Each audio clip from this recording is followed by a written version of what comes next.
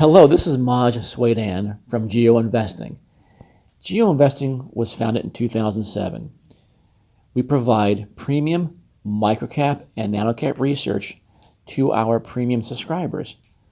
We stress quality in our research process. We are continually looking for what we call Tier 1 quality microcaps.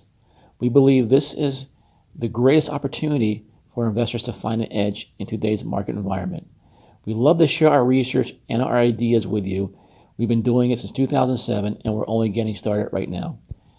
Please visit us at geoinvesting.com to learn more about our performance and to become a premium member. Thank you. This podcast is for informational purposes only and is not an offer or solicitation of an offer to buy or sell securities. SNN.Network and Maj Sweden are not licensed brokers, broker-dealers, market makers, investment bankers, investment advisors, analysts, or underwriters. We do not recommend any companies discussed. We may buy, sell, short, cover securities in any company mentioned and may profit in the event those securities rise in value if we are long and fall if we are short. We recommend you consult with a professional investment advisor, broker, or legal counsel before purchasing or selling any securities referenced in this podcast.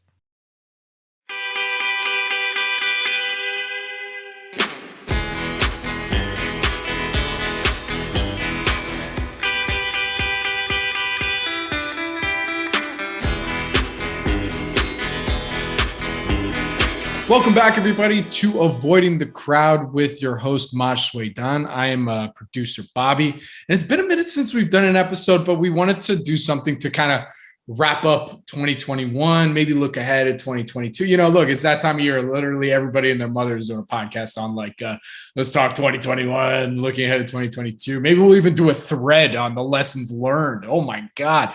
But having said all that, it's good to have our host back on, and as well as our guest here, Svenda. So host Maj, what's up, dude? Good to see you, man.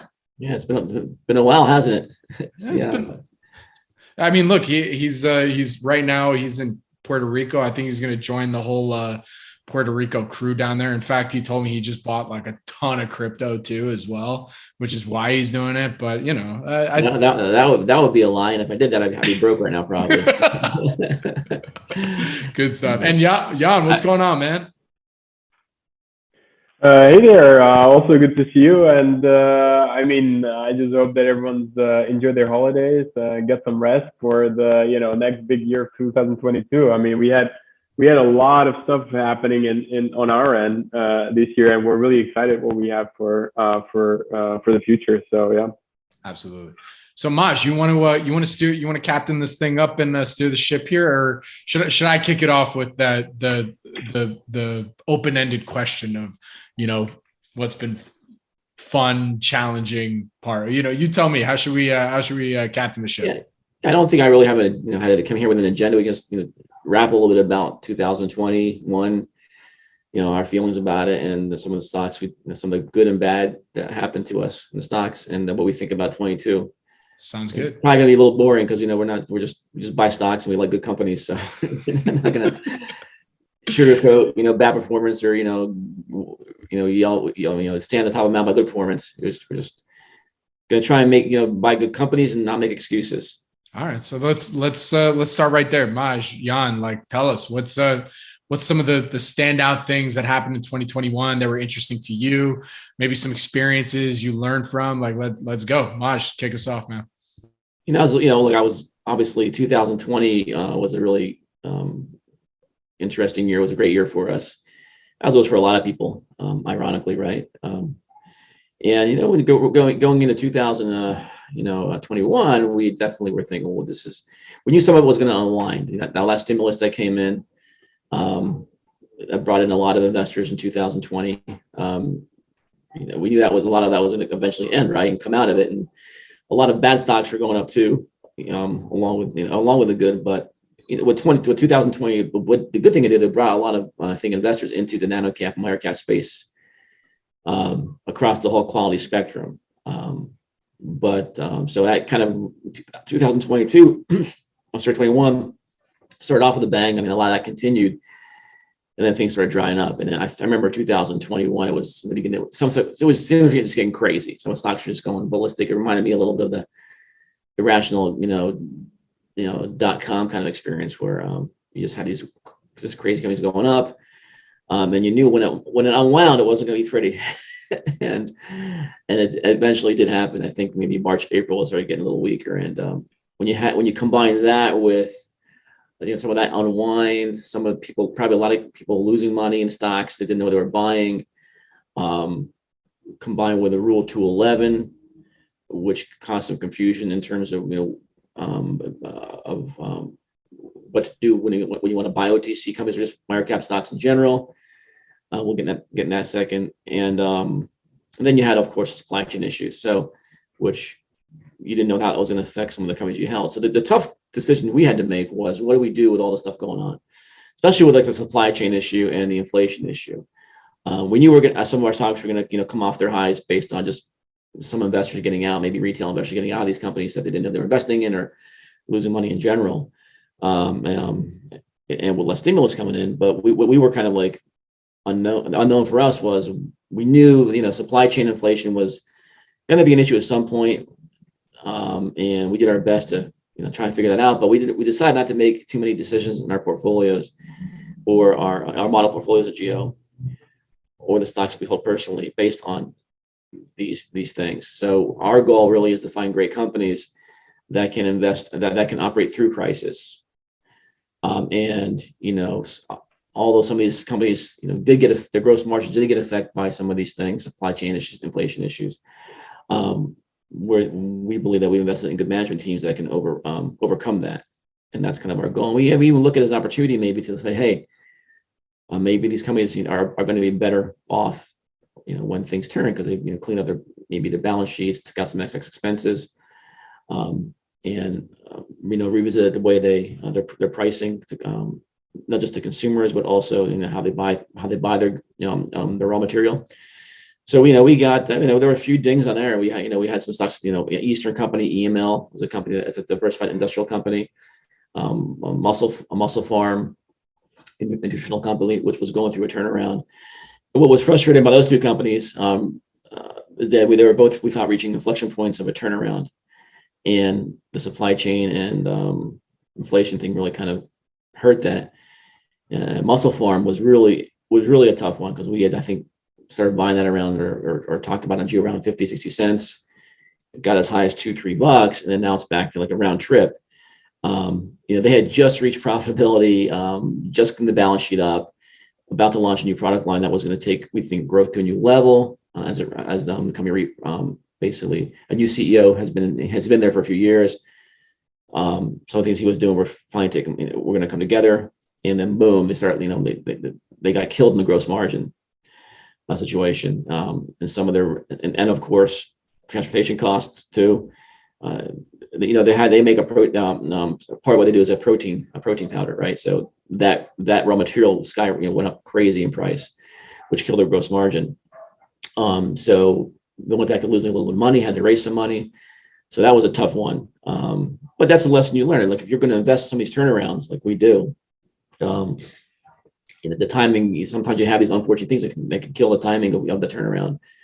And make sure that you're always aware of that when you're investing in turnarounds. A good question to ask yourself sometimes, maybe before you buy a turnaround, what are some of the play a little game theory? What could go wrong? And is the company going to be positioned enough to be able to, come through that, those challenges? So that's, but, look at now we're in a situation where we made a decision not, just to keep it and ride it. And it's tough, but that's, our main thing is, we're not going to panic and these things, and they reverse too, right? Eventually, obviously we don't think inflation, we don't think it's transitory, as the Fed got wrong there, but we do think they'll stick. Our thing is, how will companies respond to these events? And look, inflation is part of history, right? And these moments make companies adjust. So beyond that, though, we also had a situation where a lot of these large cap names, especially towards the end of the year here, as the pandemic is kind of waning, a lot of them just got crushed. Like Ring Central, I think one's called Everbridge. These are the cloud communications stocks, for example. There's also, was it Twilio? So you had all that go at 5.9, and we own some stocks in that cloud communication area, which we like a lot. And this is an interesting lesson here. So when you're looking at like a CXDO or ATGN or like Conatel, KTEL, these are all stocks that we own at Geo. We talked about, so disclosing that, Bobby.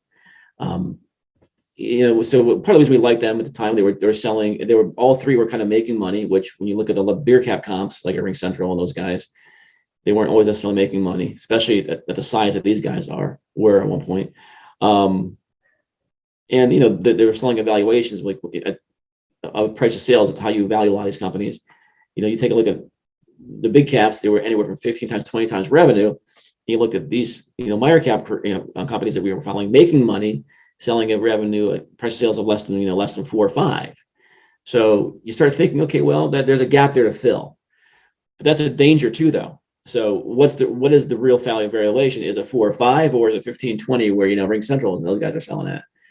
So what you're seeing now is a compression of the valuation in some of those high flying stocks that weren't really valued on earnings, but only valued on the price of sales at a time when you had this, working from home thing kind of waning a little bit in terms of just the hype about it. So the valuations came down, significantly. So what really was kind of annoying for us is all three of these companies are just the ATGN, CXDO, and Conatel that we thought were kind of inflection points, they happened right at a time, right, when all this is going on. So it would have been great, a year ago, it would have been great. These stocks would have rocked from, and they still did right. And Jan's going to get into returns in a second of those three companies. They've done very well for us. They've all been multi-baggers, but we thought they were going to go in this next leg of multi-bagger run, and that's been delayed a bit because of this whole shakeout. But we think it's all going to play out and still work out. Crescendo, for example, CXDO in particular, as the markets, that stock has gone from, I think, 6.5 or so and changed to maybe the high 4s now, despite making a transformative acquisition, being profitable, taking it to the 4th position in its UCAS market. The CEO is buying stock hand over fist, but the market doesn't care. And I think he's bought over 100,000 shares in the last month or so. And Steve Mahalo, who has a great track record in the past of building cloud communication companies. So we're taking our cue from that, but it's very interesting watching that. Like it's watching like a Steve Mahalo just pile on stock, and the stock keeps going down. The market just doesn't care, especially when the stock is selling significantly below the valuations of Ring Central, for example, even after the pullback. You also have, by the way, in that market too, you also have Microsoft kind of going balls to the wall now in the UCAS. They've launched all their APIs, so they're going head to head now with like a Ring Central. So there might be some uncertainty about how that's going to play out. But it's so the market's so big that like a Crescendo, for example, isn't necessarily competing with the same customers that a Microsoft might be competing for, or even a Ring Central. When you look at Microsoft is doing in the UCAS market with their Teams offering, and they just beefed up that whole UCAS kind of offering.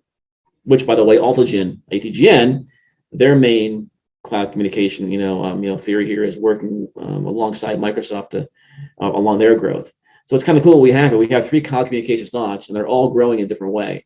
So we even got some diversification in the strategy. Like, KTEL is a CPaaS player. They're not really the UCAS. ATGN is a UCAS player. CXDO is a UCAS player, but they're both approaching in different ways.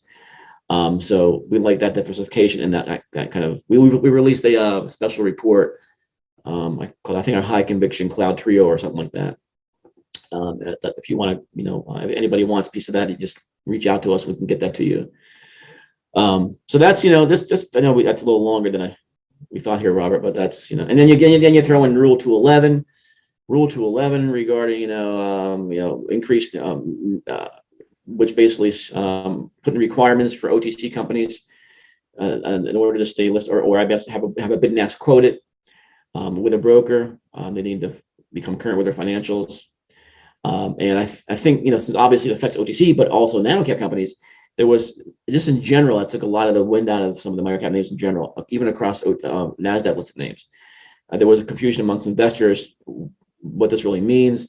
Even broker terms didn't necessarily have a great handle on it. I even got, even though this was only 4 OTC companies, we were getting questions from our membership base at Geo. Well, what does this mean for, a a NASDAQ company that we have here. Am I going to have trouble? Is this stock going to get delisted? Because and they just it made no sense to ask that question, but there were just these questions are being asked. And when that uncertainty is there, I kind of think it took a lot of the air out of a lot of these stocks. But that's unwinding slowly here, and it's created opportunities to find great companies. And interestingly, now going into 2022, we're looking less for new companies and more at our current portfolios. Hey, there's just some great stuff here. We average maybe about 1 or 2 picks a month. We want to do 2 ideas coming to our pipeline a month that we like a lot. But in 2022, I'm going to just really start harping on the current kind of universe coverage universe we're in and seeing the opportunity there. And when we do reverse, I think it reverses quickly, and we're already starting to see some of it happen.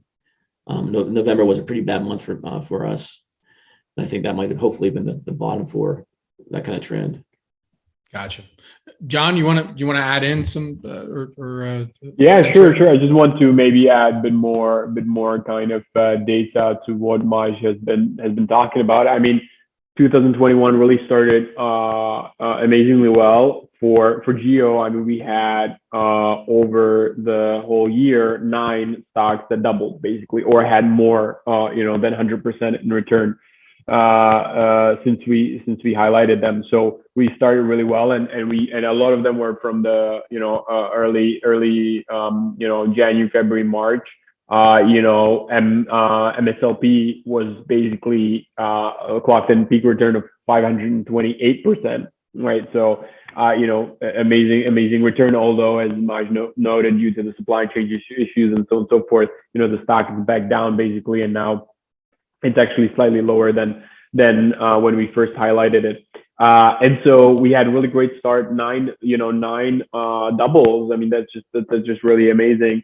High quality companies that have a lot of future. But then when you actually look at where they are now, only one, and that is KTEL, is still actually up more than 100%, right? So it's been really a wild ride in terms of the share price. But as Maj mentioned again, this volatility creates some further opportunities, because basically the companies have been recognized by the market as having something that will work. But then due to the sentiment or some sort of macro considerations, be it compression of valuation by CXDO and by the larger caps, and then affecting those micro caps, it really creates a lot of interesting opportunities. So I think that's kind of like the main take here. 9 doubles, and again, if you were following Geo, it's been really a wonderful year, because we did highlight a lot of things early.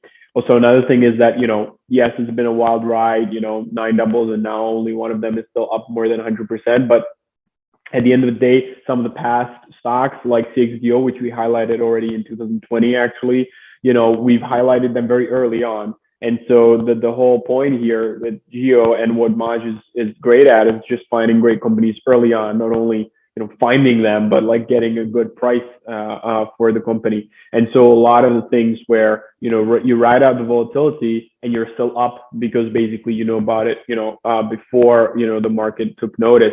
So I think when you look at some of the stocks from 2021, I mean, there's not that many that are down substantially. There is one stock that has been hit by the Rule 211, so that's kind of the worst performer right there with 61%. But that's just been because no one can trade it anymore, and that's T-Core. That's no surprise, just a complex story. But other than that, I mean, the stocks are still largely up.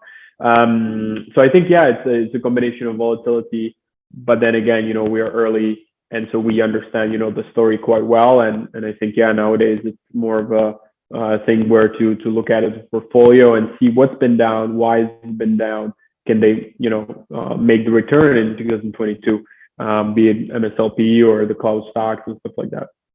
So this is a good, firstly, thank you both for kind of unwrapping a little bit of 2021. So let's dig in a little bit. And Maj, you kind of alluded to this as well when you started us off there. But I think this actually might give us a better look at maybe for folks that are just trying to wrap their heads around how to think about the markets and how it really performed in 2021. I mean, for the stocks that you guys cover, that, as Jan said, you had 9 doubles at the beginning of the year. Only one is now still over 100%, but there, like, was some of the volatility based on actual fundamental performance, or was it really more due to some of the more macro factors? We talked about supply chain and inflationary pressures. I mean, what in your estimation has been some of the main reasonings for some of the volatility and some of the as you say, quality companies that you follow?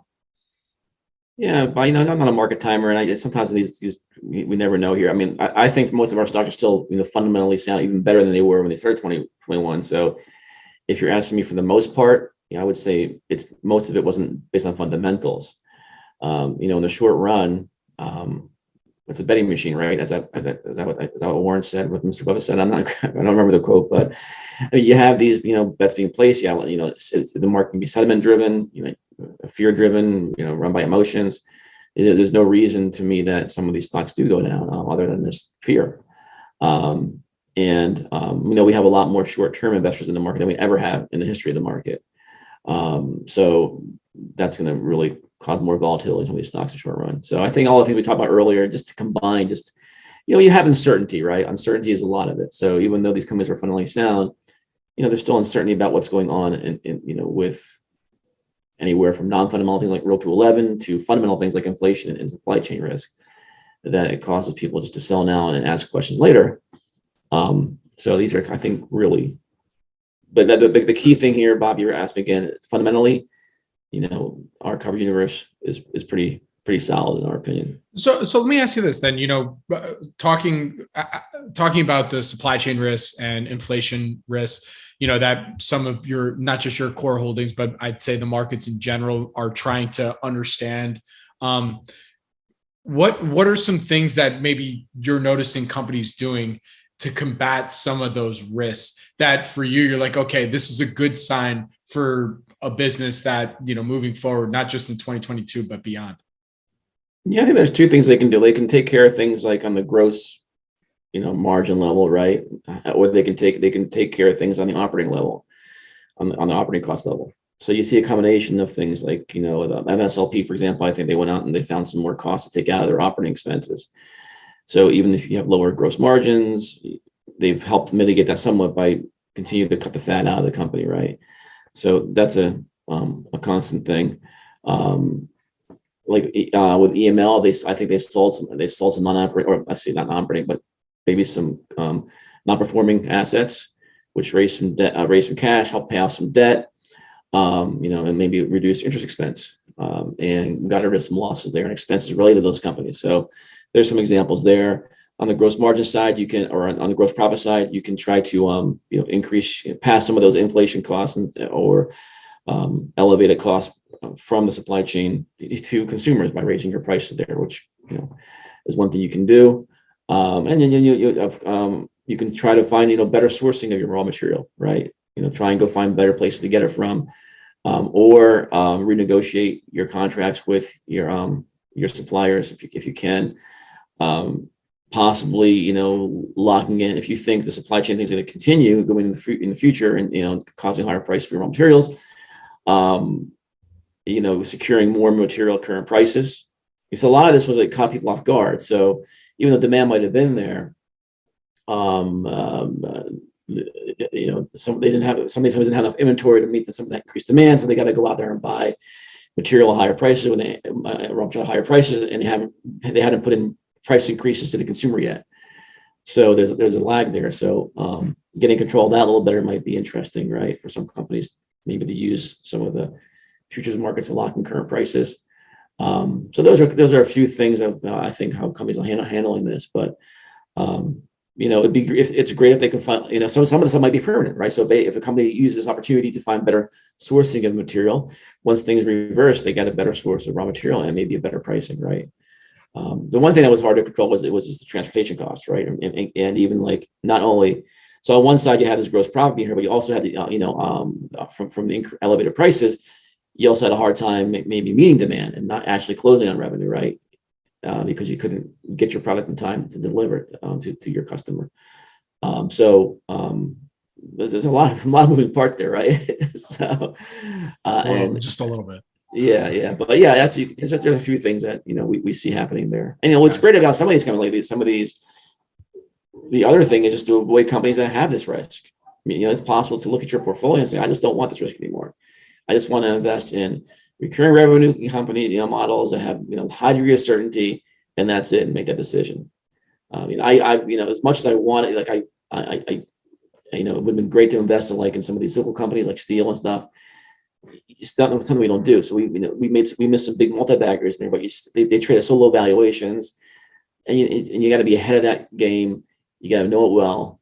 And so there's companies that we just say at Geo, we're just avoiding them because we're not going to be able to predict some of the things in the environment that are going to affect this company. We're just not going to be that front line. And there are some great investors who can do that though. Well, you understand, lumber, who understand commodity prices, who understand the futures markets and how it's all being played out. And that's their edge. That's just not our edge. So we're trying to keep it as we move forward, cleaner and cleaner and cleaner at Geo.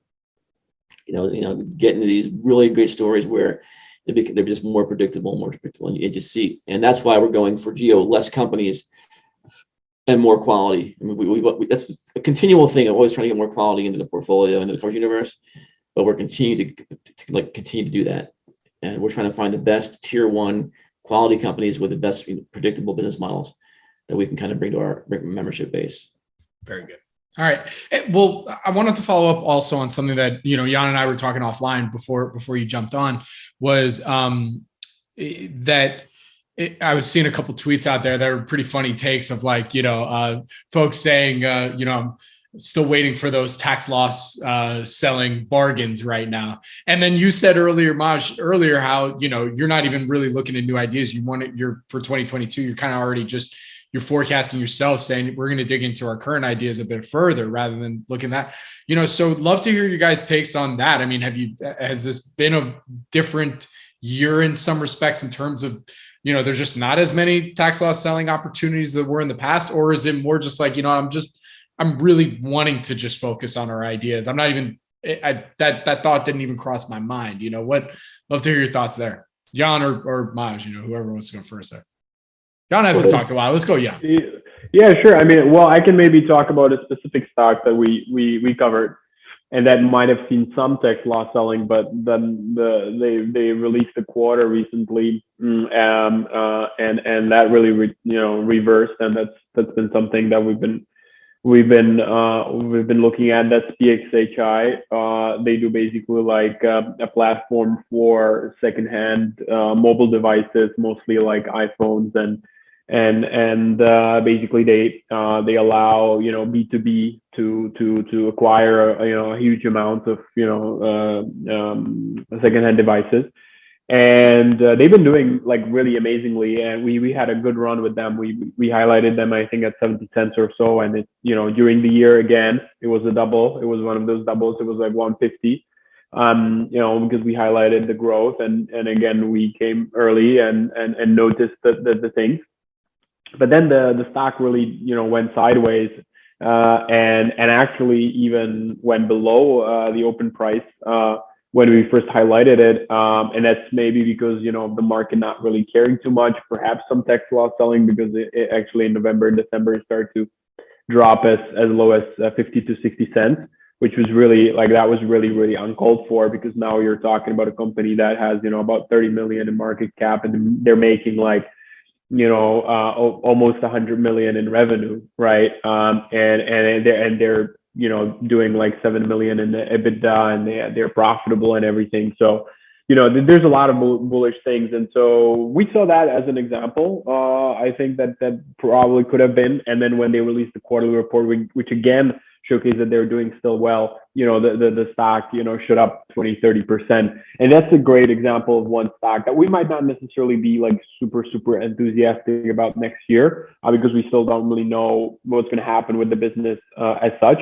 But it's been another example of like a company that has been, posting tremendous numbers, and something's going to happen. The company is buying back stock. There's been some information arbitrage that we saw about a potential acquisition or the company being bought out.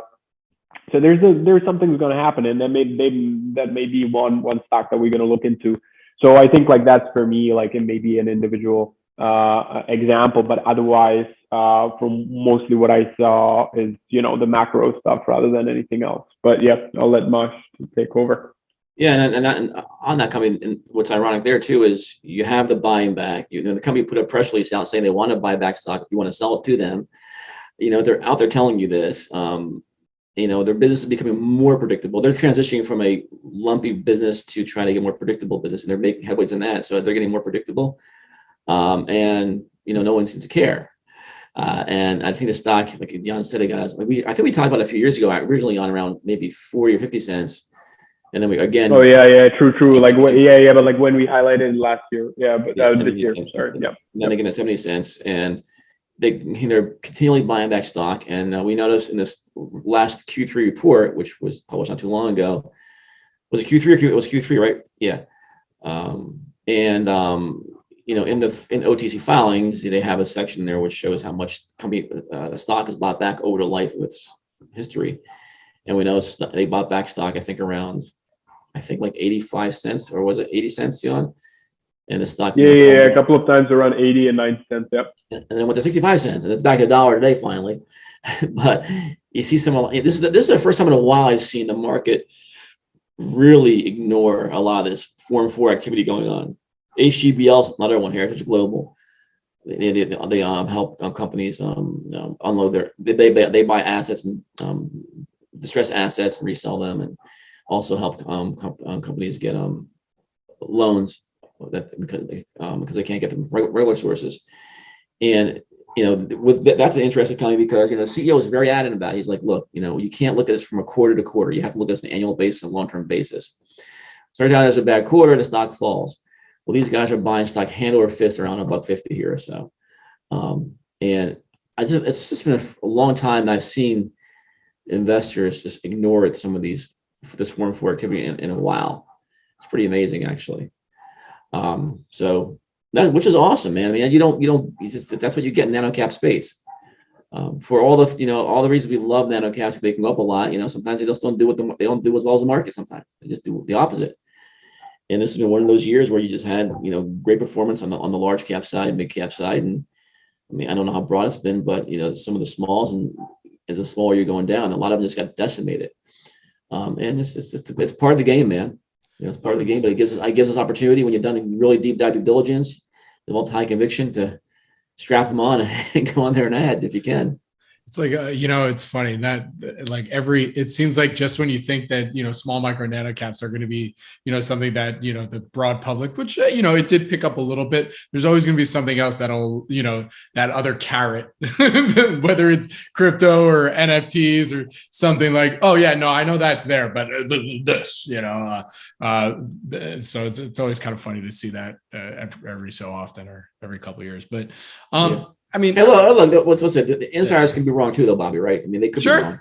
Sure. I mean, I remember when the dot-com bomb, and I was interviewing, CEOs up to the crash, and no, we're doing great. Nothing, don't worry about it. Blah blah blah. blah boom. So they can be wrong, but it's an interesting point, right? Every time, if you are paying attention to some of the insider buys, But some of the buying here has been just off the charts in the last few weeks here. So yeah, that's how we're kind of paying particular attention. I think sometimes the insiders are the only volume in the stocks right now. Some of these stocks are falling.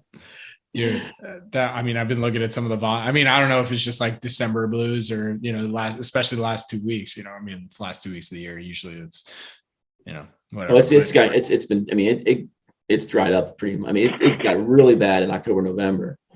It's freeing up a little bit now, but yeah, it got back to some multi-year lows that we've seen in volume and stuff. Really frustrating. Because when there's bad news, everyone will be selling. You ain't gonna be looking out. So it's just really frustrating. No, They'll be for falling sure. that day, but you have to sell the stock 30% lower than where it's at. Yeah, that's right. So, okay. All right. Well, look, it's almost bedtime for Jan and where he's at right now. So, I'm just kidding. It's dinner time, but looking ahead, looking at 2022, what are some things then that folks listening in should be thinking about? What are you guys thinking about? How are you going into 2022 in terms of just understanding the markets, your own portfolios? What should folks be thinking about? Yeah, but we don't give advice here, and just we're not market timers, but I will say that, just echoing some of the things earlier, that we're just going to continue looking at the stocks we do own already, focusing more and more on quality every day. Probably being more concentrated and less diversified. That's a kind of trend I've been going through the years, but really taking big bets in my top stocks, and which will create some volatility in my portfolio. That's kind of the way I'm heading slowly towards that kind of way. There was a time in my investor career I'd own maybe 200-300 stocks. Now it's down to probably maybe 20, 30. It's I can foresee eventually that I'll be getting down to a situation of maybe just 5 to 10 stocks at some point. And it's easy to follow the companies. It forces you to put your money in your best companies. I don't mind having a little bit of a long tail, because you don't know. Sometimes your worst companies end up being your best companies. Sometimes you just never know. I'm not going to be dramatic, totally dramatic here, but I'm going to get more concentrated, and I definitely look at that. One thing might be interesting is if the value, the traditional value plays come back into play, or does the earnings finally matter? And that's an interesting thing, because when you take a look at Rig Central and even some of the cloud communication stocks we look at, the one risk there is, will the market still trade these companies at multiples of revenue and not look at PE ratios as much? And that's going to be interesting to watch if that becomes more of a focal point. And that'd be it. I don't mind. That'd be great too, because we can just start finding great companies, with great cash flow, great earnings, and start valuing them that way. And the market will start caring about them. So that's a kind of trend I'll be watching a little bit. Gotcha. Jan, you want to add in?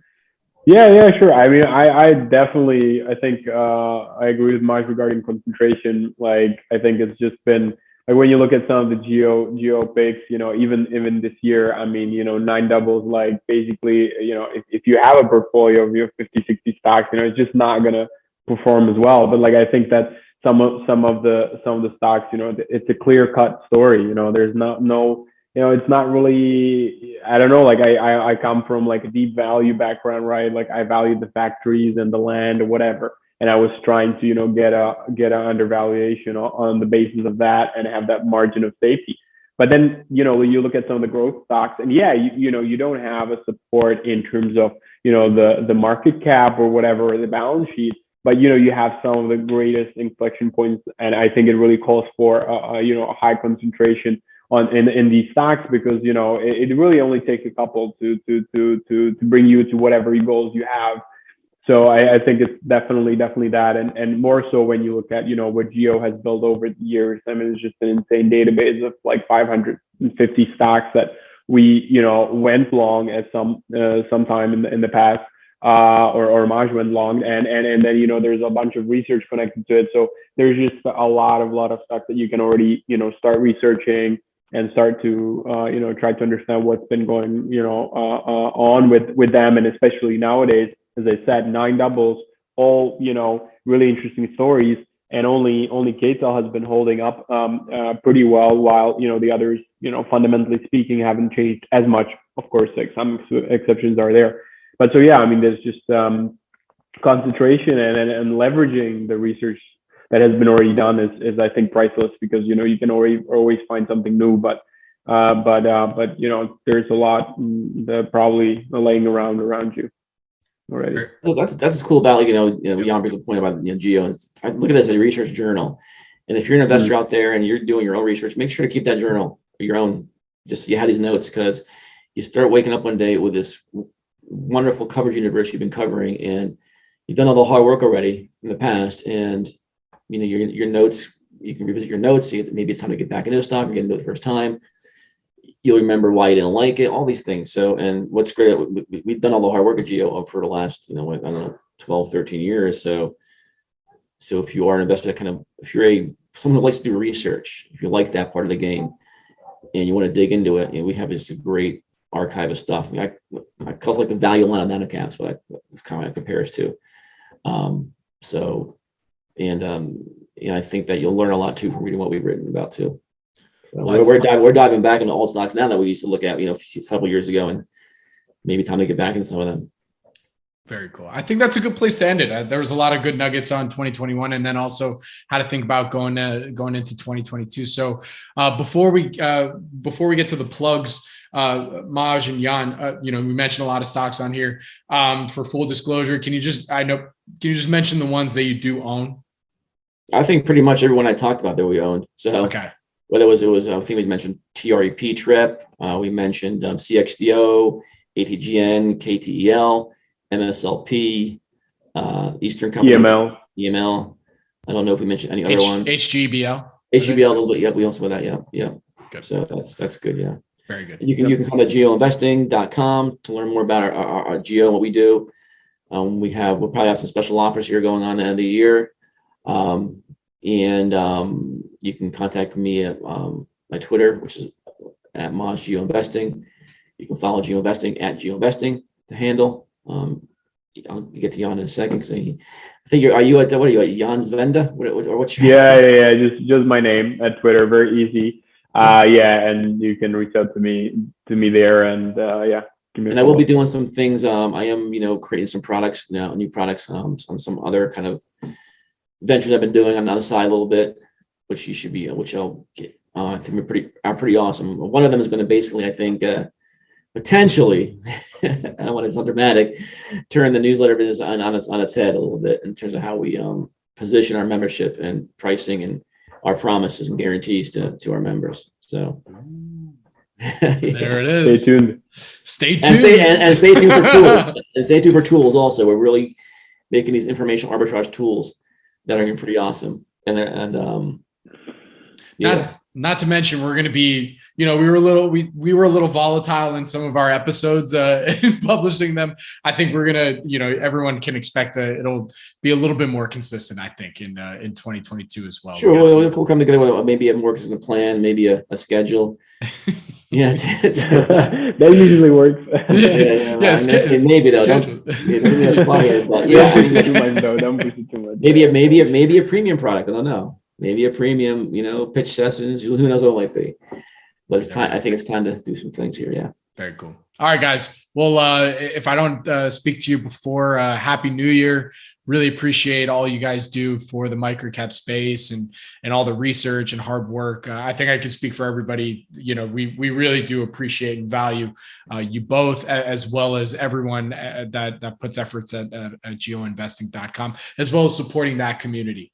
So thank you guys. Happy New Year. And again, you can follow Avoiding the Crowd wherever you get podcasts, as well as on the SNN.Network YouTube channel, and see the video version of this. So with that, guys, thank you so much. I'm excited for 2022 and continue to stay safe, and let's get after it. All right. Thanks, Bobby. Thanks, Jan. See you next year, guys. Bye-bye.